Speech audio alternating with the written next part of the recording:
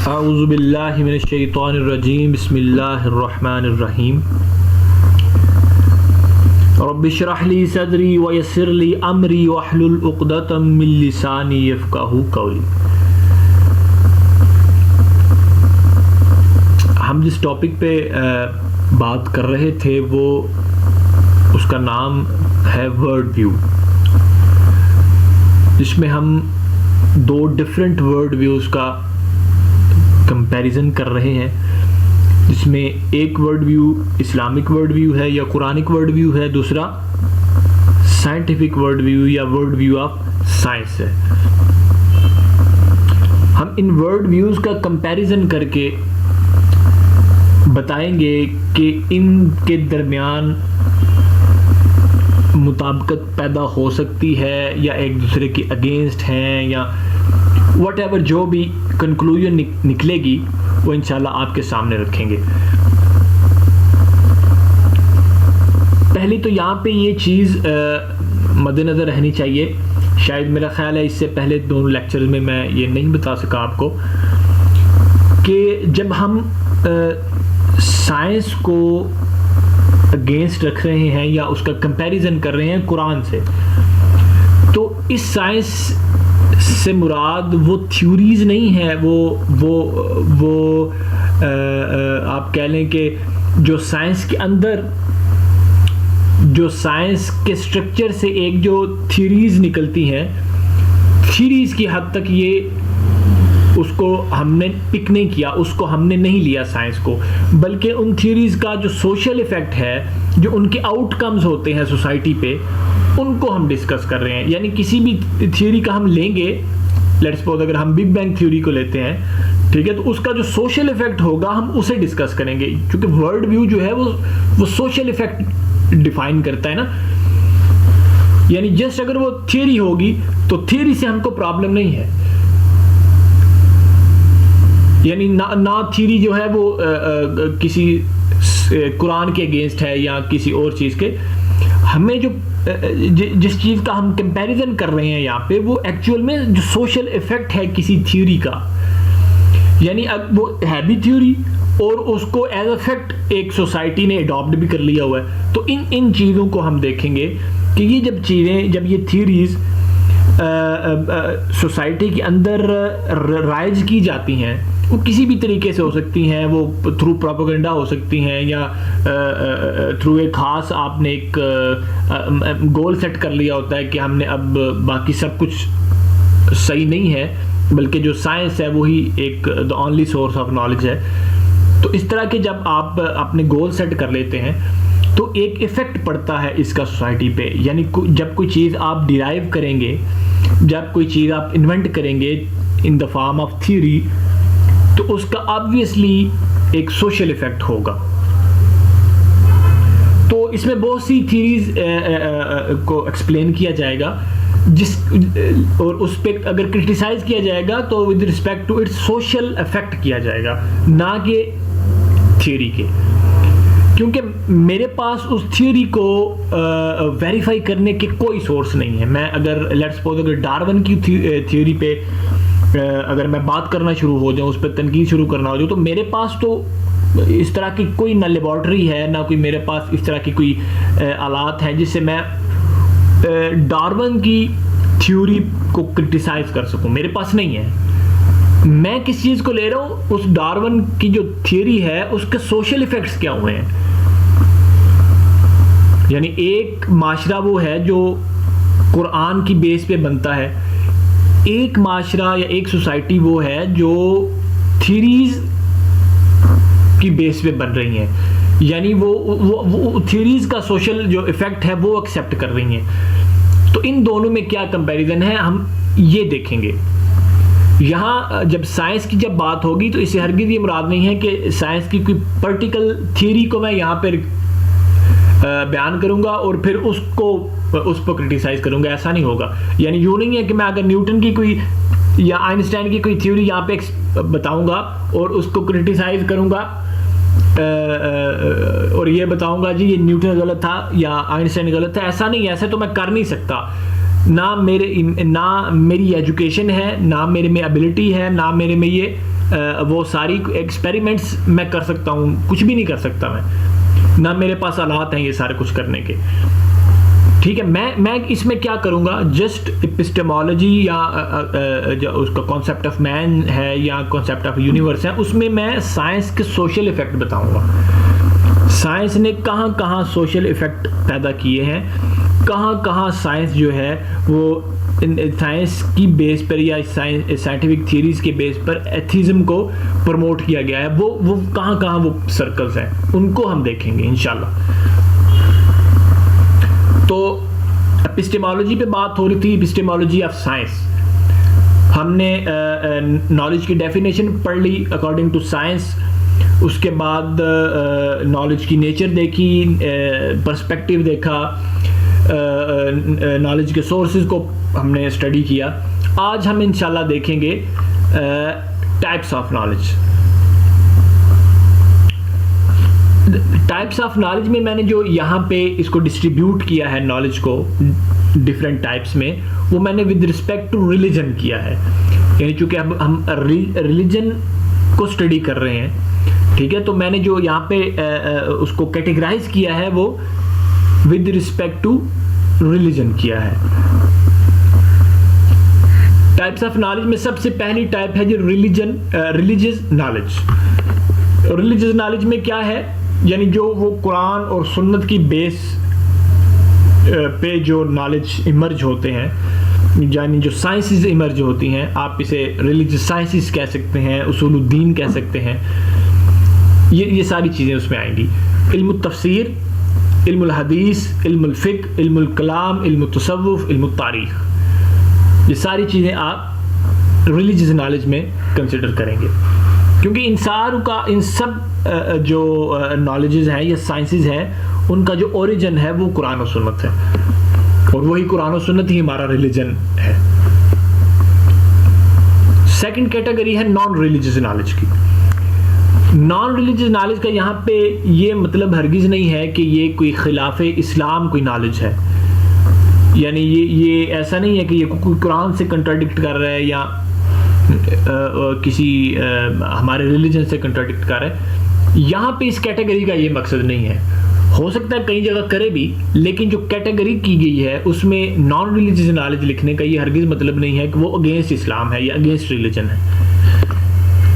उसमें दो तरह के साइंसेस हैं, नॉलेज है या साइंसेस है, आप नॉलेज कह लें, साइंस कह लें, एक ही चीज़ है, human sciences and natural sciences.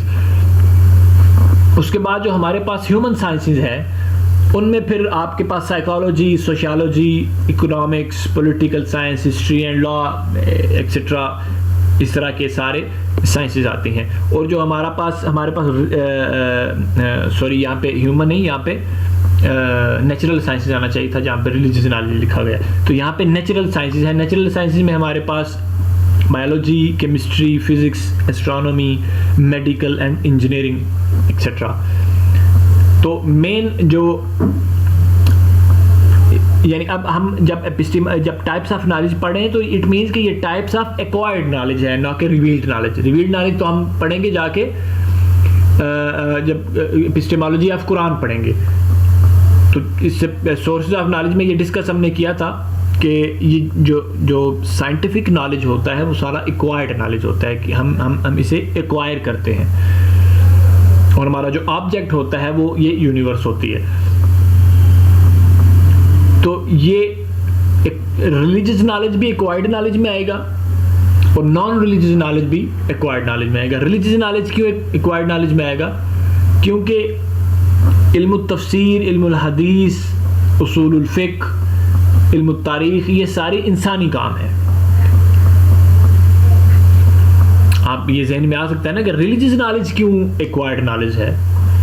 Acquired knowledge तो जो साइंटिफिक नॉलेज होना चाहिए, तो यहाँ ये इससे हरगिज़ मतलब मुराद नहीं है। यहाँ पे वो जितने भी इंसानी काम या जिनके पीछे ड्राइवर जो है वो एक इंसान है, उन नॉलेजेस को हम कहेंगे एक्वायर्ड नॉलेज। वो रिलीजियस नॉलेज भी हो सकता है, नॉन रिलीजियस नॉलेज भी हो सकता है।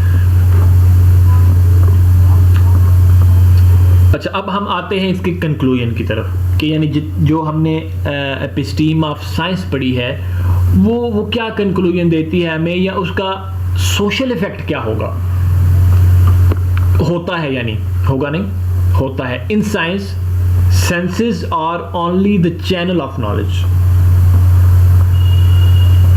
सो in the science the whole structure of knowledge is formed on the basis of senses. Science के अंदर सेंसेस सबसे ज्यादा इंपॉर्टेंट चीज है, सबसे ज्यादा क्या, सिर्फ है ही सेंसेस। सेंसेस हमें ऑब्जर्वेशनल डाटा देती हैं, वो ऑब्जर्वेशनल डाटा जो है वो जाके पीछे हमें वही जाके साइंस बनता है, ठीक है। यानी उसके जब थ्योराइज किया जाता है उस ऑब्जर्वेशनल डाटा को, तो वो एक थ्योरी की फॉर्म में सामने आता है, ठीक है। तो जो साइंस है उसमें जो the only source of the knowledge या only channel of the knowledge जो है वो सेंसेस है। तो जो सेंसेस हैं उनकी बेस पे जो नॉलेज फॉर्म किया जाता है उसे हम साइंस कहते हैं, ठीक है। सबसे पहले ये चीज़ है कि ये जो साइंस है वो सेंसेस बेस्ड नॉलेज है। इसमें कोई डिवाइन नॉलेज नहीं आएगा, कोई लॉजिकल नॉलेज नहीं आएगा, रैशनल नॉलेज सॉरी, और इसके अलावा कोई इंट्यूशनल नॉलेज नहीं आएगा, कोई कुछ नहीं आएगा। जस्ट जो हमारे सेंसेस से जो डाटा मिल रहा है उसकी बेस पे जो नॉलेज हम फॉर्म करते हैं उसे हम साइंस कहेंगे या साइंटिफिक नॉलेज कहेंगे। Since the believe in God is metaphysical concept and also can not be observe, so the concept of God is non scientific as well as irrelevant and incompatible to the science. ये बड़ी मुश्किल और बड़ी थोड़ी समझने वाली चीज़ है कि हम जब ऊपर पढ़ चुके थे, जो नेचर ऑफ नॉलेज जब हम पढ़ रहे थे, तो उसमें हमने पढ़ा था कि साइंटिफिक नॉलेज जो होता है ना वो फिजिकल नॉलेज होता है, उसकी नेचर फिजिकल होती है, एम्पेरिकल होती है। वहीं हमने ये भी बताया था कि जो मेटाफिजिकल या सुपरनेचुरल किस्म के कॉन्सेप्ट्स होते हैं ना, उनको साइंस डील नहीं करती। वो चूँकि सेंसेस में नहीं आते तो वो उसको हम नॉलेज नहीं कह सकते। यानी कोई भी मेटाफिजिकल कॉन्सेप्ट होगा, कोई भी सुपरनेचुरल कॉन्सेप्ट्स होंगे, उन्हें हम साइंटिफिक नॉलेज नहीं कह सकते, ठीक है। तो जब हम कहेंगे कि जो बिलीव इन गॉड है वो एक मेटाफिजिकल कॉन्सेप्ट है, यानी गॉड का जो कॉन्सेप्ट है मेटाफिजिकल कॉन्सेप्ट है और हम इसे ऑब्जर्व नहीं कर सकते, तो इसलिए ये एक नॉन साइंटिफिक यानी गैर साइंसी जो है वो कॉन्सेप्ट है, खुदा का कॉन्सेप्ट साइंस में। देखिए बहुत बड़ी चीज़ है ये। जब आप किसी को गैर साइंसी कहते हैं तो इट मीन्स कि साइंस में उसका कोई पार्ट नहीं है, यानी जो साइंस उन्होंने बनाई है या उसका जो उन्होंने एपिस्टीम एक सेट की है साइंस की, ठीक है, उसमें खुदा तो नहीं आएगा। फिर सबसे पहले वो नॉन साइंटिफिक होगा, यानी कॉन्सेप्ट ऑफ गॉड जो है वो एक नॉन साइंटिफिक चीज होगी। दूसरा इररेलेवेंट होगा और तीसरा इनकम्पैटिबल टू द साइंस होगा। इररेलेवेंट इसलिए आप इसलिए इसको कह सकते हैं कि चूँकि ये एक साइंस, चूँकि ये ऑब्जर्व नहीं की जा सकती, इसलिए मेरा इससे कोई लिंक नहीं है। मेरा सिर्फ उन चीज़ों से लिंक है जिनको मैं ऑब्जर्व कर सकता हूँ थ्रू सेंसेस।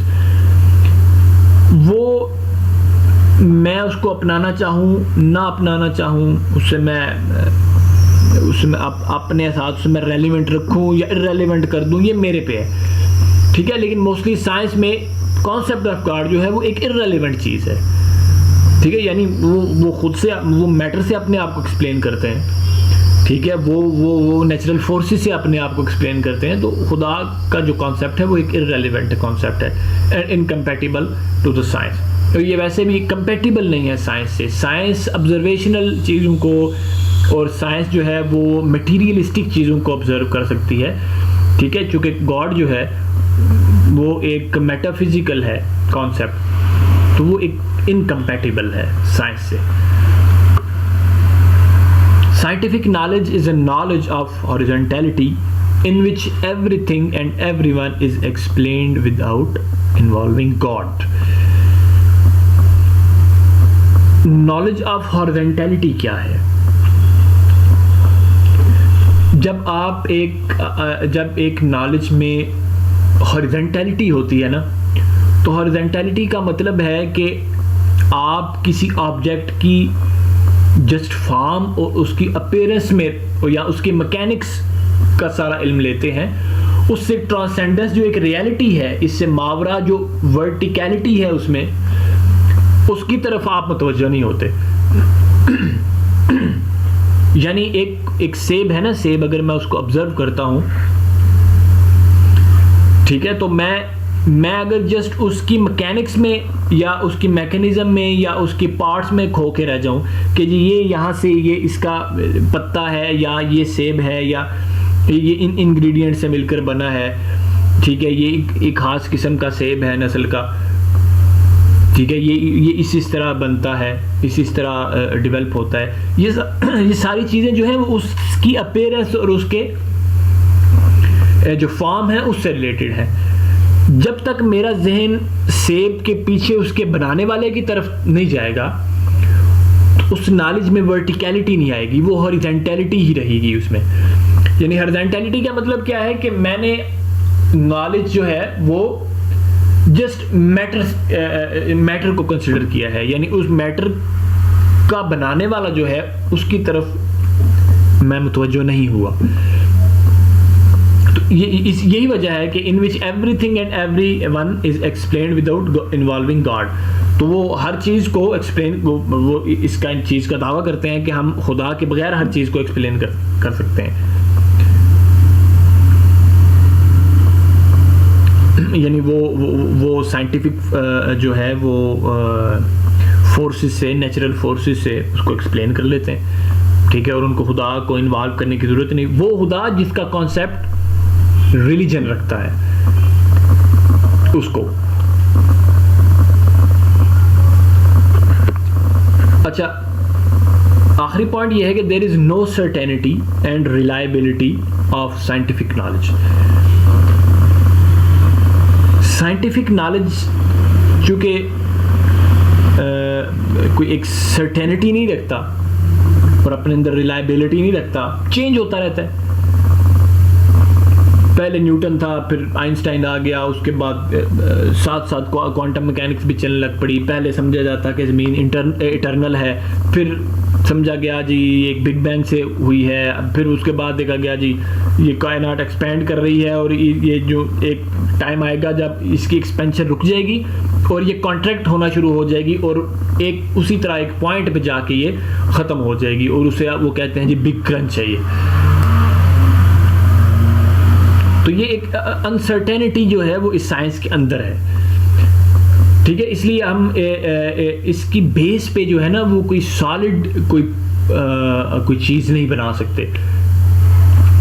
यानी आप एक थ्योरी को लें और उस पर सारा आप उसको स्टार्ट कर दें, उसमें उसकी बेस पे चीज़ें बनाने का मतलब ये है कि उसको थ्योराइज करना शुरू कर दें। उन थ्योरीज की बेस पर आप वर्ल्ड व्यू बना लें, बाद में पता चले कि ये थ्योरी गलत है। और ये कई दफ़ा होता है ऐसे कि थ्योरीज बाद में गलत हो जाती हैं, ठीक है। तो वो क्या होगा, फिर आपका बनाई हुई सारी इमारत जो है वो गिर जाएगी। तो ये अनसर्टेनिटी है साइंटिफिक नॉलेज में कि वो 100% श्योर होके ये कभी नहीं कहता कि ये ट्रुथ है, जो साइंस बता रही है ये सच है, ये हकीकत है, ये ट्रुथ है। हाँ, वैलिड थ्योरी वो देता है।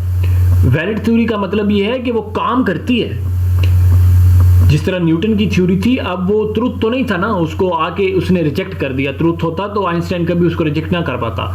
ट्रुथ नहीं था न्यूटन, लेकिन वैलिड था। वो 200 साल तक वो काम करती रही है थ्योरी, वो वैलिड थी, इसी वजह से काम करती रही है ना। लेकिन वो ट्रुथ नहीं थी, वो सच्चाई नहीं थी। वो आइंस्टाइन आके ने उसको बदल दिया। कल हो सकता है कि क्वांटम मैकेनिक्स जो है वो आइंस्टाइन की थ्योरी को ख़त्म कर दे।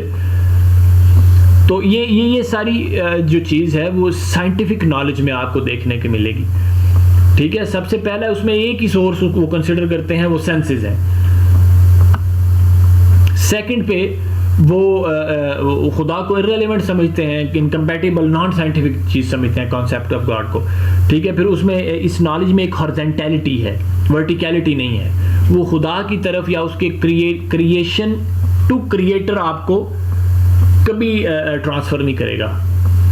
वो हमेशा क्रिएशन के अंदर, उसकी मैकेनिक्स के अंदर, उसकी फॉर्म के अंदर आपको घुमाएगा।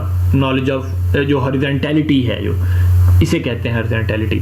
फिर जो लास्ट पॉइंट था उसमें सर्टेनिटी नहीं, रिलायबिलिटी नहीं, वो नॉलेज डेफिनेट नहीं है। अच्छा, नेक्स्ट क्लास में अब हम देखेंगे, अभी तो चूंकि टाइम ख़त्म हो गया, कि ये अनसर्टेनिटी और रिलायबिलिटी में जो साइंटिफिक नॉलेज में है वो क्यों है, उसकी कुछ रीजंस हैं। वो हम इंशाल्लाह अगली बार डिस्कस करेंगे, और उसके बाद हम शुरू करेंगे कुरानिक कॉन्सेप्ट ऑफ नॉलेज या एपिस्टीम ऑफ कुरान। तो तब तक के लिए मुझे इजाज़त दें। वस्सलामु अलैकुम व रहमतुल्लाहि व बरकातुहू।